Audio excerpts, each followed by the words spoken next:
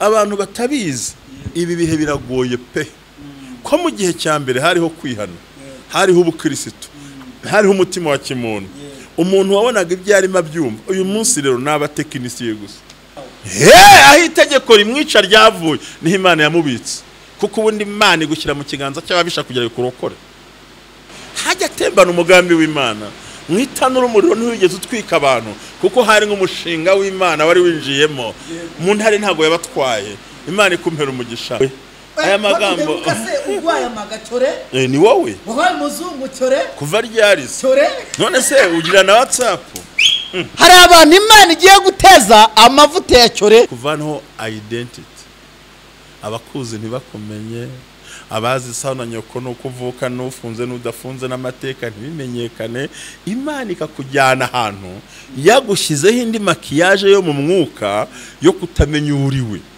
igihe cyagera ikagutwikura. Oh yes, kangushimire mu izina ry'umwami wacu Yesu Kristo ko tubana hano ku bumwe bw'abera ministries. Tumaranye iminsi mu masengesho.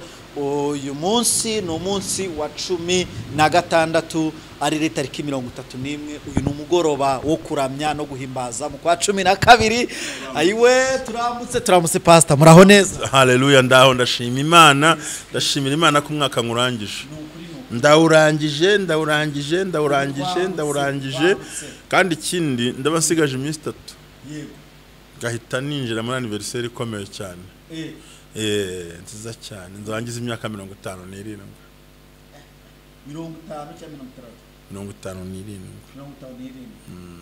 nkaba nciye agahigo muri famille ko kurama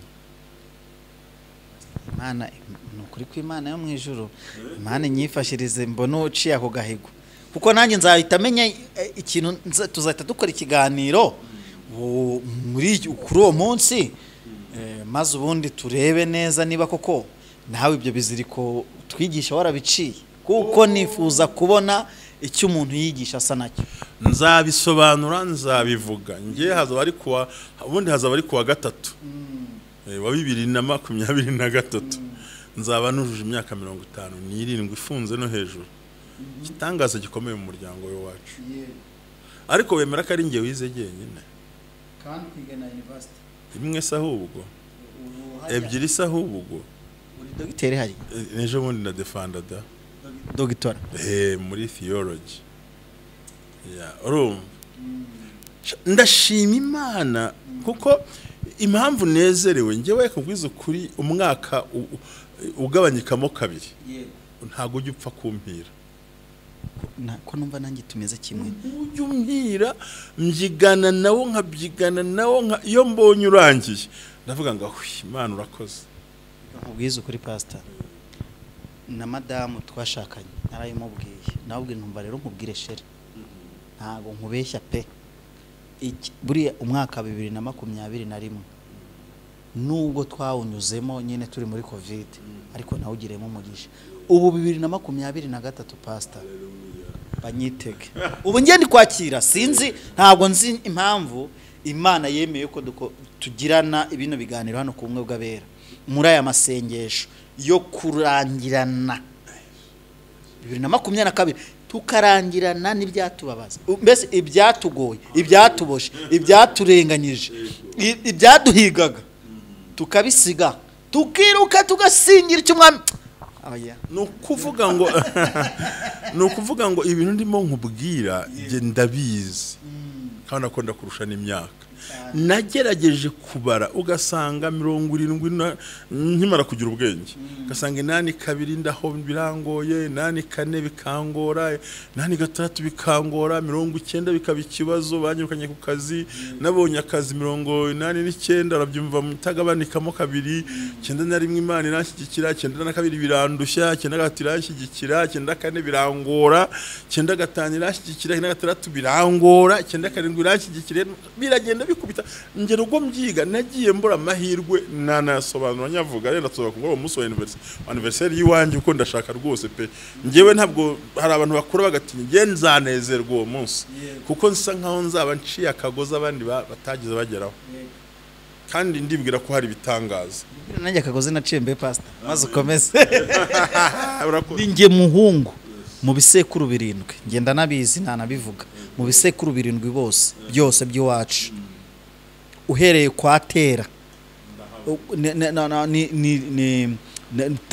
sekuruza wa sekuruza bamwitaga Tera nawe yitiranwa na wa wundi tusomwa muri Bibiliya bivuga abantu bakagira ngo nyine no muri Bibiliya ariko sogokuru bamwitaga Tera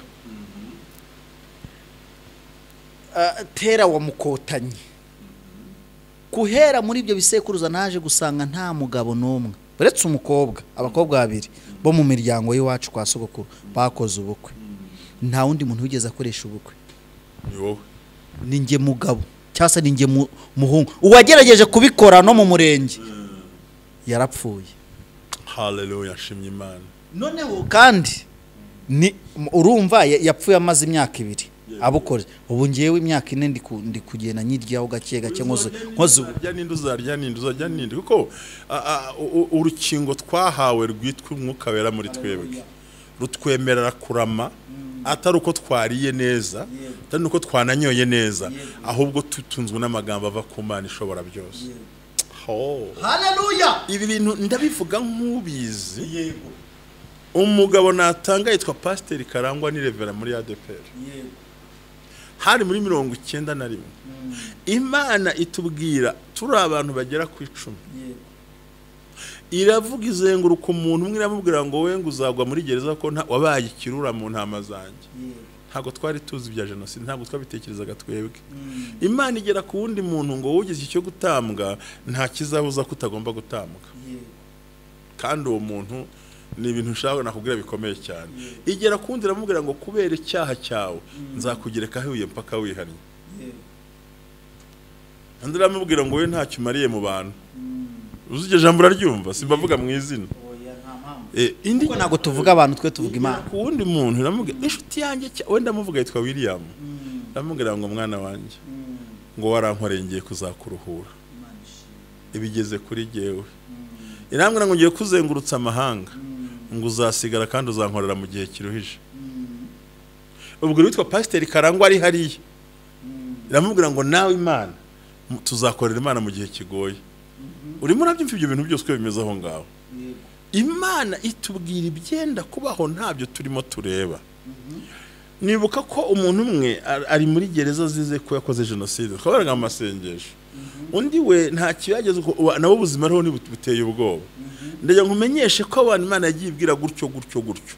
Uwo muntu yakoze icyo cy'ubusambanyi agarutse agiye guhunga Imana namubwira ngo cukura umwobo nibwo butunzi ufite ushyire mu ibuye. Amaze imyaka 7 mu mashyamba ngo genda utaho butunzi bwawe bwareze. Amubwira ngo genda ucukure rya buye urebe. Imana namubwira ngo ko ibuye ritaboze ko n'icyaha cyawe kitaboze imbere yanjye. Natwe turazenguruka mu mashyamba tubasirikare turagaruka dukora umurimo. Uyu munsi turi abakozi b'Imana dukorera mu we abantu batabizi. Ibi bihe biragoye pe ko mu gihe cya mbere hariho kwihana hariho ubukristo hariho umutima wa kimuntu umuntu wabonaga ibyo arimo abyumva. Uyu munsi rero n'abatekinisiye gusa umuntu yakubwira haleluya mutima itabamo. Abantu barashaka ubuhanuzi bahaye amafaranga bahaye ibiryo yuvuze n'icyaha ntawe ureba ikiganiro. Ntago abantu bashaka duhindukira ngo turimo turakorera mu gihe kibi uburenganzira bwa kiremwa muntu bwazamutse. Umuntu abwira ngo nongo ndi enjoying ubuzima bwangendeka aho abantu bambara ubusa mu rusengero ubundi cyaraziraga aho abantu bakora divorce bakabashyingira ari ikintu kitagomba gutekerezwaho. Mbega urabona ko abantu baziruye ibintu ku buryo bisaba ko abazi Imana yawe hari ibintu babitse muri bati no kamem nubwo byagera aha ntabwo naharenga. Rero Imana indokora urwo rupfu tuzabivuga kuri uwo munsi kandi nzabivuga pe. Indokora urupfu iranshyimpa umugore mba pasiteri bo mushumba nkorera Imana impama lisanse mpa masters impa kwiga impa gukorera kose hanze y'igihugu yanjyanye muri Isiraheli ninjiye mu mva ya Yesu ibintu byose irabinkorera ariko ibikorwa bamwe ngo nzaguha umugisha.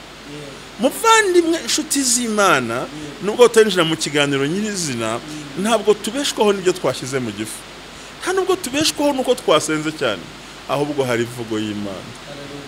Umugabo witwa Gaspar abyibuke hari muri 2008 yabyibuke twari hantu mu Mutara nuba n'abankurikira sinduherukana tugiye kurira muri bisi abantu barabyigana kandi twari batatu hari hasigaye umwanya w'umuntu bamwanya abantu babiri baratwanga gusigana twanze gusigana dusanga imbere tukimwa imodoka igitsimbura Imana irambwiye ngo ndongeye ndabimanye utwimanye kandi tugiye kurara tubona indi modoka dusanga ba bantu ya modoka ibintu birangiye kuri rero ni Imana irinda chopele malesando play ni Imana irinda ibitekerezo ikarinda icyo yavuze muri wowe ariko wari ubizi twishimye wowe uzi kuri umugambi w'Imana ugenda ubundi we ntabwo ari wowe ahubwo ni umugambi w'Imana witwa twishimire ugendera muri twishimire ubundi hari ubundi kubw'abantu no kubwa daimoni na satani na daimoni kazi niba zibaho n'abazimu kazi niba babaho ndabitangaje ubundi nta nubwo ari twe turiho ni Kristo uriho muri twebwe niyo mpamvu n'umurozi yadushika aratubura ubundi ntibifuzaga yuko dukora ubukwe turabukora ntibifuzaga yuko tugeraho tugera twarahageze ntibifuzaga yuko tunicarana na kwicarana na mushumba ngenzi abantu bavuga ngo icyatugirira faveri basi tugahobera mushumba ndabazi cyane nzi n'abantu ubu bari gutegura mu igenamigambi yabo hanze mu bihugu byo hanze bakavuga bati tuzagirirwa umugisha mushumba aze atubwira Imana avugira kuri YouTube mu gihugu cy'u Rwanda bari guterateranya amafaranga kandi nge ndi kumva hari abantu batangiye gutegura amatike yabo kugira ngo uzajye ariko nge ngirirwa umugisha ndi kuvuga ubu nagira gute nawe ukavuga ndavuze n'ubundi ngo twe turi umugambi ugenda w'Imana ibi bintu pastor ngewe ndakubwiza ukuri Emmanuel muvugana twishimire ni ukuri narabisengeye none umugisha niko najyo rirahari nuko mba nararitsimbye ahantu bitewe no kutajya kuri buranira ariko najyo ni izina ryanjye kandi abantu ahantu barinyakura batanazi na twishimire batanazi na Emmanuel nta kintu bitwaye ariko icyo nashaka kukubwira ni pastor twarasenze kugira ngo ibintu tubigereho twemererwe kwakira cyase kwemererwa uyu mugisha tugufite twicaranye hano ibi twarabisengeye n'abandi musenge kuko umugambi w'Imana ntubuhora umugambi w'Imana ntusaza ushobora kuba uyu munsi wa none ukumva hari aho utari kugera kubera ikiziriko kikuboshye ariko uyu mwaka wa 2022 uyu mwaka hari ndakumenye ubu twagiye tambuka ugende amasaha makeya ukamuka pastor ndabara rusenge rutangira ikiganiro ndikumva haleluya ntarakubwira ko uri umugambi w'Imana ugenda niyo mpamvu nta murozi uzaroga umugambi w'Imana twe ntiturogeka turi umugambi Imana ishimwe ntabwo twicwa turi umugambi ntitugongwa na moto turi umugambi ntitugongwa n'imodoka turi umugambi indege ntizahoboka turi umugambi iyo twuri indege n'umushinga w'Imana uba wuri indege oya ntabwo uri mu byumba niyo waba wicaye muri hoteli ntacyo yaba kuko hari nk'umushinga w'Imana wicayemo haleluya hari imodoka zidakora impanuka kuko twaye umugambi w'Imana twaye umushinga w'Imana aho hantu haleluya de selemandika viwe sekeri ya lama kandole musa wowe uravuga ibyo gihe nkubwira urwo rupfu ntitwapfuye gihe nkiri mu ishyamba nari ndi ku murongo umuyobozi arambwira ngo aranshaka usimbuye bahita bamurasa isasu uwo mwanya kandi ahita apfa ndabibona n'amaso bivuze ngo umugambi w'Imana nturaswa nshuti ahubwo bakozi b'Imana mudukurikiye kumwe bw'abera ministry utikura mu mushinga w'Imana utikura muri projet y'Imana wegumamo kuko ntawe uzagukora nimwe twaraye tubabwiye ngo naho amazi yatemba hajya atembana umugambi w'Imana mwitanura umuriro ntiwigeze utwika abantu kuko hari nk'umushinga w'Imana wari winjiyemo mu ntare ntago yabatwaye Imana ikumpera umugisha nagira ngo dusenge impamvu turiho impamvu turinzwe impamvu dutabara impamvu rakakubwiza ukuri haleluya kakubwiza ukuri wowe siko nguhanuriye njye twahuye gutyo sinkuzi ariko ndabona hari ikintu Imana igukemuriye kandi singivuga mu magambo arenze Imana izaguha mbabarire ntago mbizi ni Imana ivuze ngo mbikubwire Imana igiye kuguha urubyaro yongere guha urubyaro yongere guha urubyaro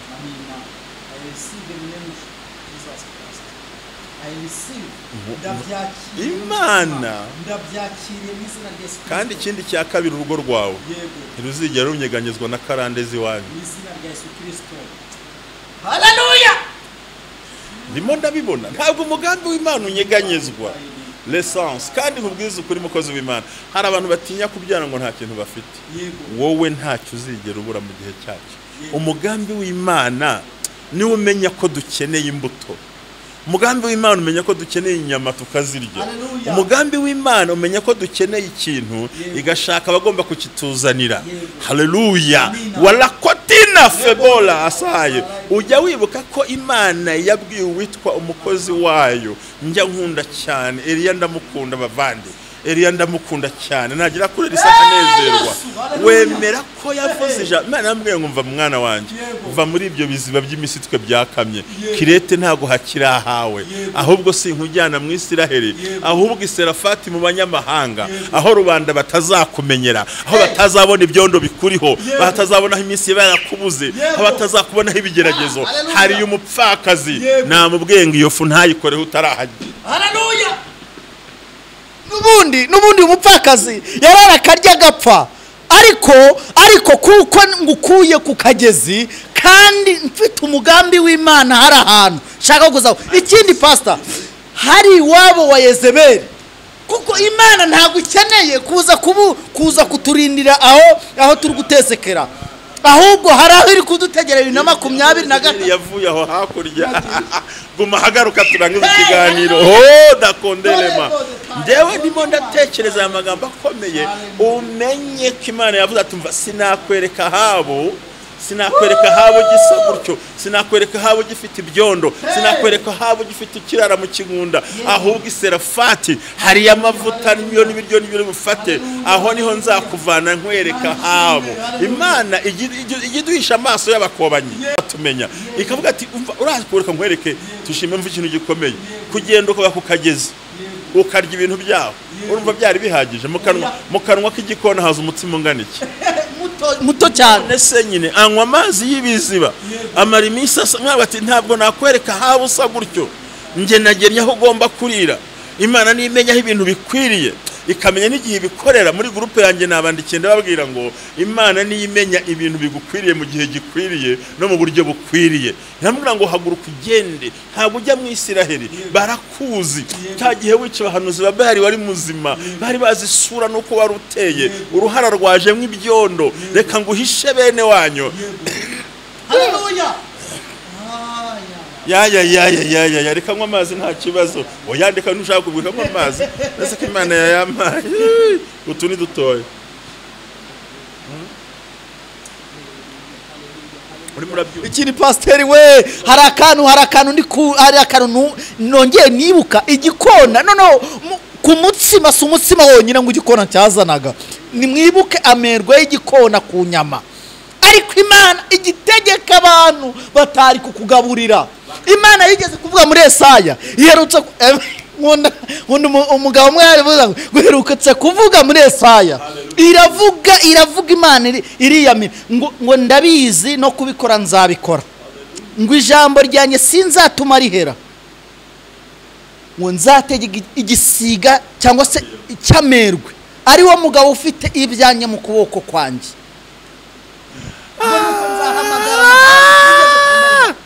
reka nkubwize ukuri ubundi ubu buhanuzi twe tuvuga ubundi ishuri ryanjye ya Bibiliya twita gusesengura Bibiliya gifite ishuri rya Bibiliya ubundi burende ndumvura umusesenguzi mugenzi wanjye nuvuga ngo yakoresheje igikona cy'inyamerwe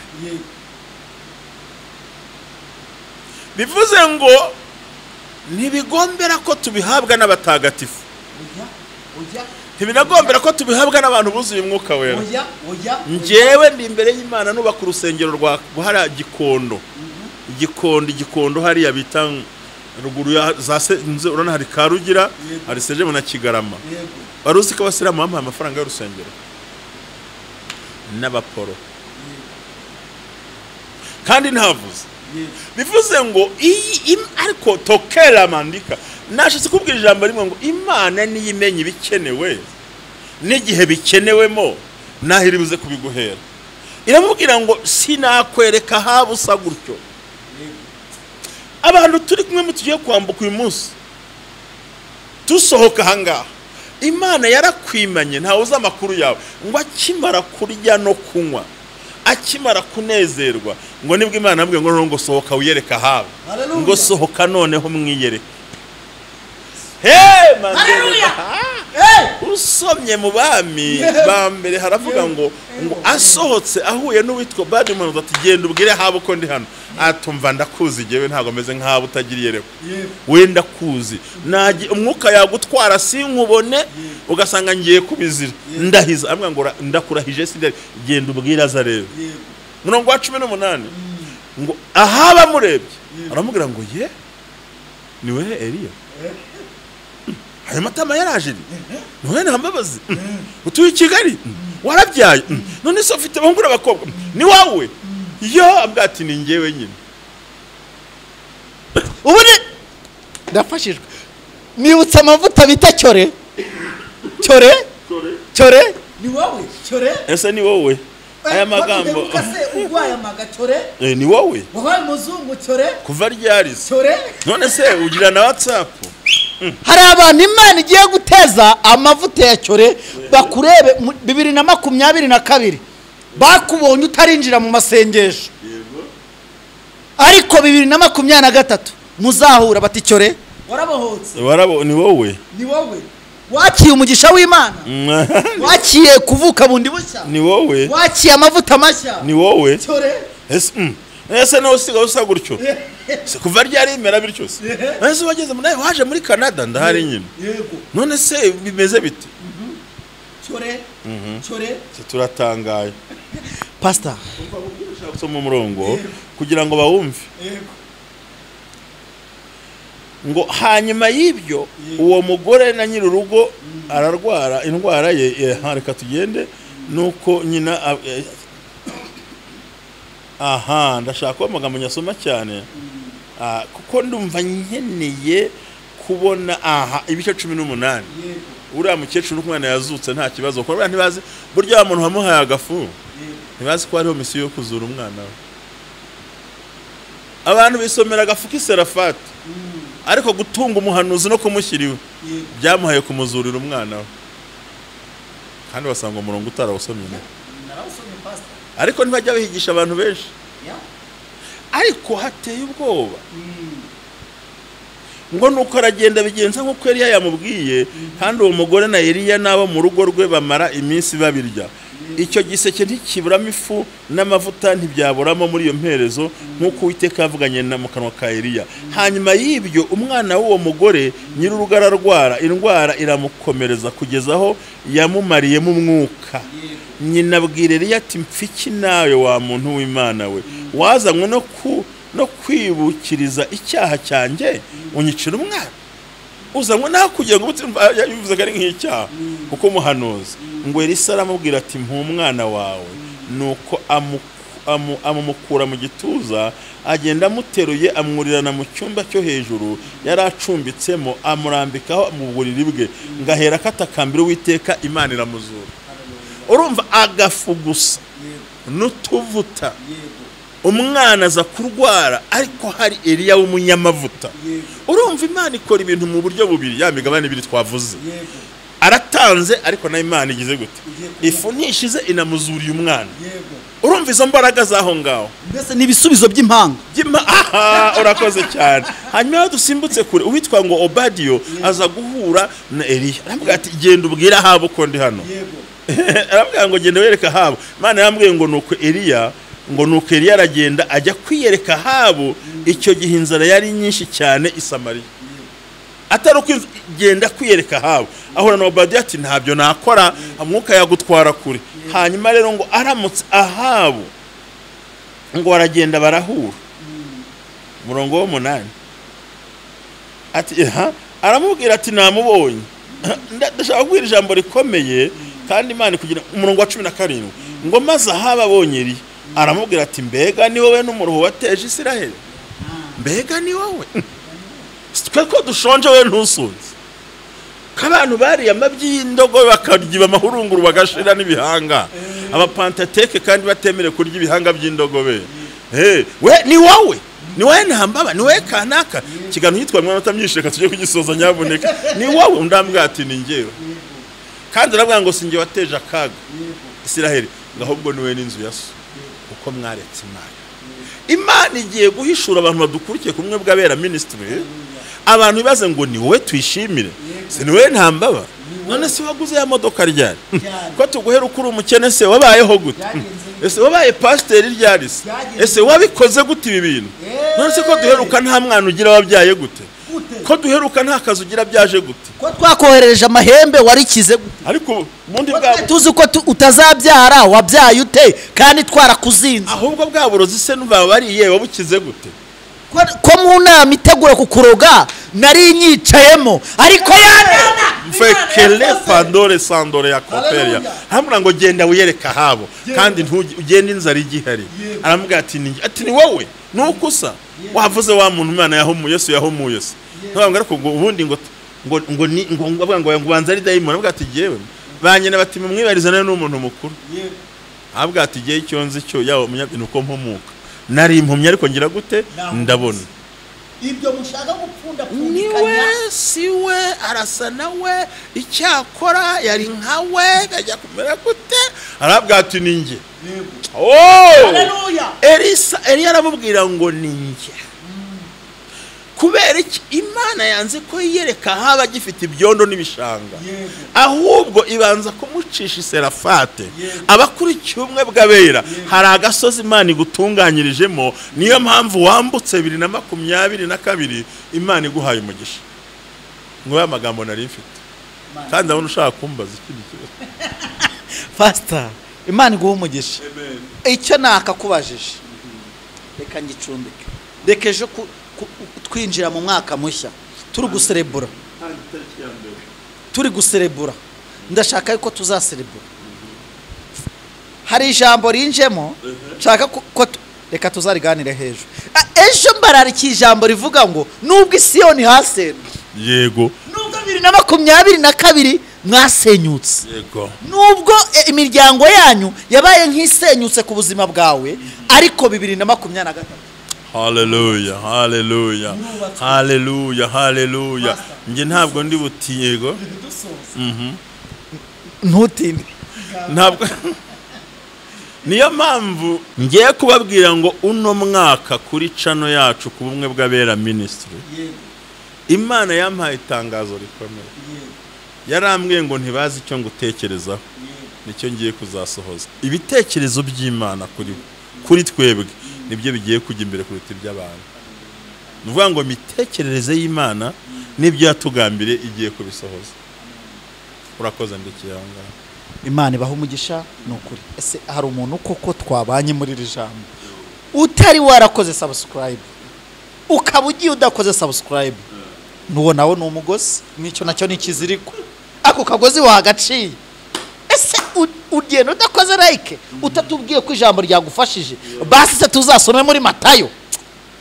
Ariko Mana ndabakunda cyane, nubwo warebye Imana ikuha umugisha, amavuta kujyeho. Pastor nabikunze cyane, ndanezerwa umutima wanjye. Ubundi ndahantu nge numva ari njye uri ahantu nyine,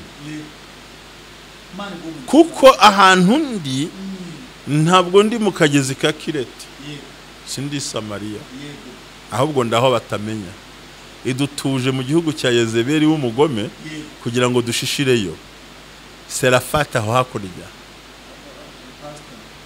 ugiye gutuma biza.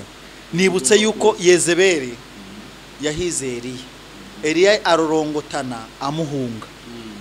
Kwanza ahari kugenda, ahari uko ari kumuhunga, Imana iri kumwohereza agiye Yezebeli yasigaye mu gihugu cyo hakurya aho yakurwanyirije, nawe wagiye mu mitungo ye, wagiye kushishiraho hari, kuko bari bavuze ngo mujye mu bishanga no mu bihanamanga ngo murebe ko mwabona mu twatsi tw'indogobe, kandi ariho aho ragize gute hari baza kutwora utwatsi yageze aho umuhigari. Ariko se ubundi wowe kuri bushaka gutuma nasoza ikiganiro uwavuze ko bica abana b'abahungu ninde mu Egiputa si umwami niho yakutwanditse kwa Farawo twe turacyari muri Egiputa kwa Farawo si bo bavuze ngo bica abana b'abahungu none se Mose yarerewe he yarerewe kwa Farawo aho itegeko rimwica ryavuye niho Imana yamubitse kuko ubundi Imana igushyira mu kiganza cy'ababisha kugira ikurokore tutavuga ibintu byinshi basa nukuvuga ngo nukuvuga ngo turerewe mu isi iri mu ibyaha ariko ntitukora ibyaha irimo n'abagome ariko naho turindiwe uwavuze ngo mwica abana b'abahungu niwe wareze Mose kandi azi ko ari umuheburayo hanyumva iturokorera mu biganza by'abaduhiga ahavuye itegeko ryica hajya hava n'itegeko ry'ubuzima bivuga ngo rya tegeko noneho rirasohoreye rivuga ngo muzatungwa n'iby'abanyamahanga bahinze cyane kuko turi abanyamugisha ngo ubundi umunyabyaha n'umunyamahanga aruha ahinga ruhira abakiranutse migani mubwiriza niho kwa magambo agaragara itegeko ryica aho ryasohokeye muri declaration hose bigakorwa bakaridekarara niho Imana yatungiye umugambi witwa Mose bamutunga bazi ko ari umuheburayo w'abaheburayo aya namagambo avuga ngo Imana igiye kuguha umugisha abantu batasobanukiwe bivuze ngo umugambi Imana ugiye gusohora use nakubwira icyo ari Imana ukuntu ikurokora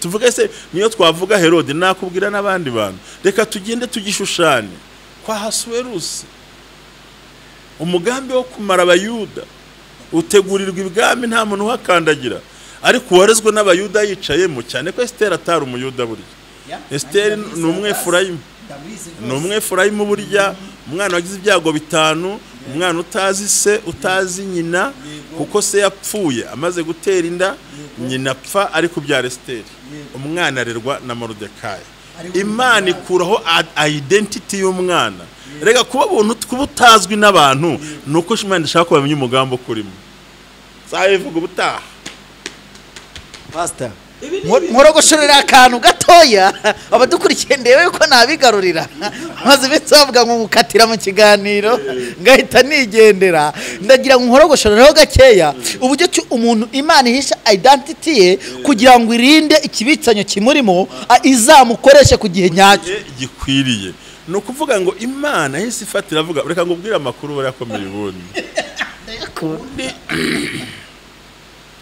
kandi mvuge ntuje umutima ubundi umuntu watunye bamareke badashiraho ninde si Sauli se mu Benyamini no abyibuka nawe yabyibuka cyane umusaza utarakemuye ikibazo kwera ufite afitanye na Agagi kwa Agagi hashibuka nk'umuhungu w'umunyagasuzugwe twa Hamani mu myaka irenga 600 na wankurikiye Imana iti nanjye noneho nzakoresha ukomoka kwa ba Sauli kuko Sauli atatemuye ikibazo uko kimeze Imana iti kandi ntabwo nakomukoresha abantu bazi identity ye wari kuvuga amakuru yari nyine wari kuvuga amakuru yari se kandi burya amakuru abitswe n'umuntu umwe ntavuga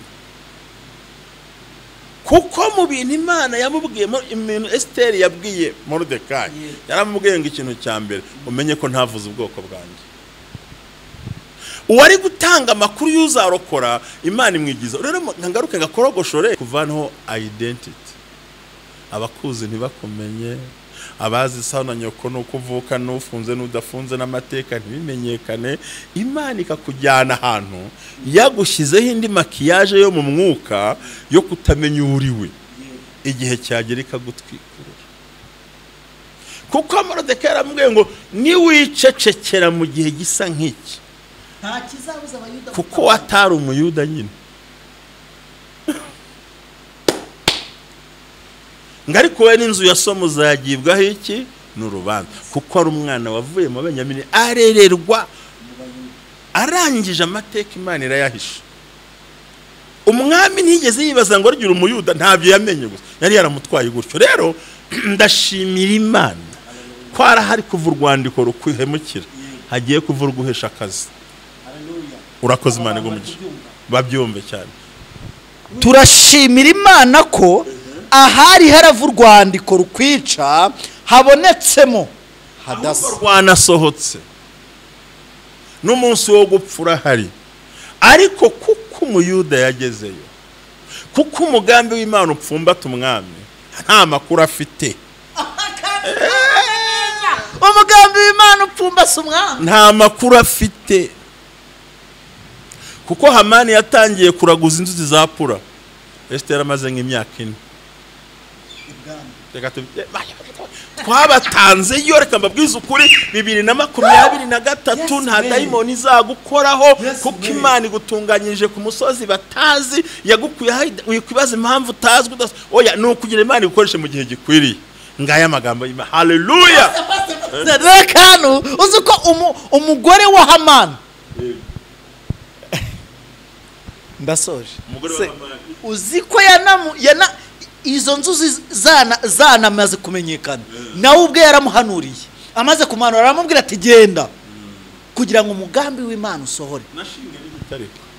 Genda ushinga igiti, ariko agarutse akajya tuzarivuga twitonze ko n'igitabo nkunda cyane. Agarutse ngo yaje yitwikiriye umutwe, yaje yitwikiriye ati mugabo wabaye icyo, ati ibyo size nyuma nta ngamutekereza ibintu. Umugore amubwira ati mva nguha amakuru,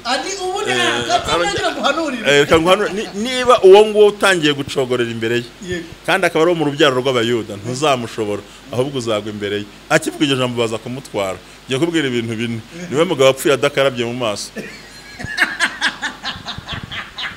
ukurwanya apfuye adakarabye mu maso. uguhiga apfuye adakarabye mu maso. Kabiri, Hamani yapfuye atavuze ikimugenza mu rugo rw'umwami. Ukurwanya cyangwa uguhiga ukuburanya apfuye ataravuga ijambo yaraje ko. Ntabwo umugambi uzakunda. Yageze mu rugo azi ko agiye gusaba, ahubwo aramuzengurutse. Niwe muntu wapfuye atavuze ikimugenza bwabo. Niwe muntu wapfuye adasezeye umuryango. Umva byaje 2022 ariko 2023 nta bizasa. Ibyo nibwo ndimo ndahanura mu bwenge ngo Satani agiye gupfa atavuze ikimugenza ku bana bawe. Umurozi ntazakivuga, umubandi ntazakivuga, umujura ntazakivuga. Bivuze ngo lokotele masando pere fone alliance lemai. Numwaka wa 2023 umenye neza ko turimo tuwinjiramo kandi twanawugezemo. Na amasaha make n'urugendo ugiye kugenda rwuko Imana ifasha umunwa w'intare sazagukoraho. Imana ibaha umugisha. Basta vuga icyanyuma dusenga. Dusenga ko mvuze hasigaye kimwe pastor cyuriya mugabo se ntabwo yavuze icyamugenza, ikindi yasezeye, ikindi yakubwira yego nshaka amakuru, ikindi amakuru ndayaguha genda yaguha yego yambe rwa inzandiko yanditse zataye agaciro akiriho. Mwami Yesu zataye agaciro. Ubundi itegeko ry'abami n'abamedi n'abaperesi ntirihinduka.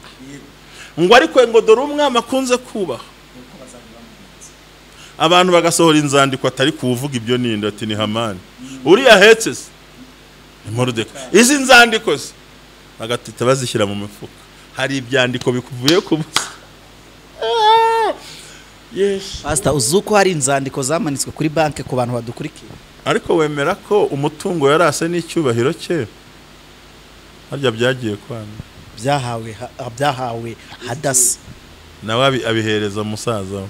Ikindi kintu abantu batazi, hari bagiye kumubamba ku giti, hari ikintu bamwambuye.